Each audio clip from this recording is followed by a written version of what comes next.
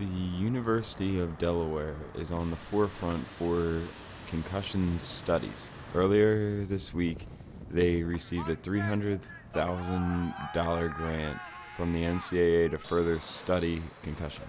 We also knew that they were going to open the opportunity up for additional schools to take part.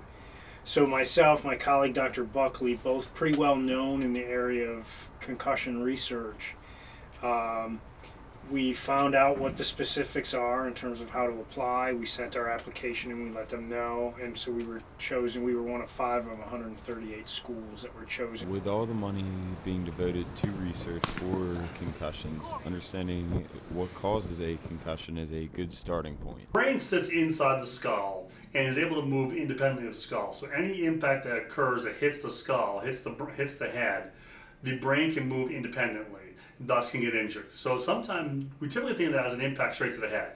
But if you're running at a good speed and you get hit in the chest, your head can still get a whiplash-like effect from it. And so then the brain is moving independently of the skull can actually what causes the injury. Most would assume that they test the collision sports mostly, like football or rugby. But Dr. Kaminsky and Buckley have informed me that they will be testing every student athlete on campus.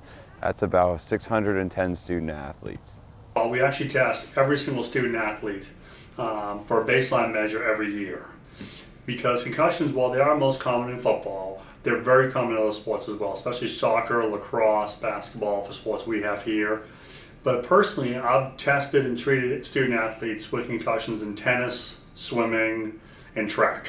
The study itself is in its second year and will add more schools in its third year.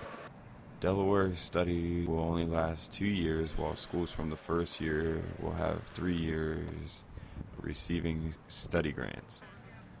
Kyle Hutchison, STN 49 News.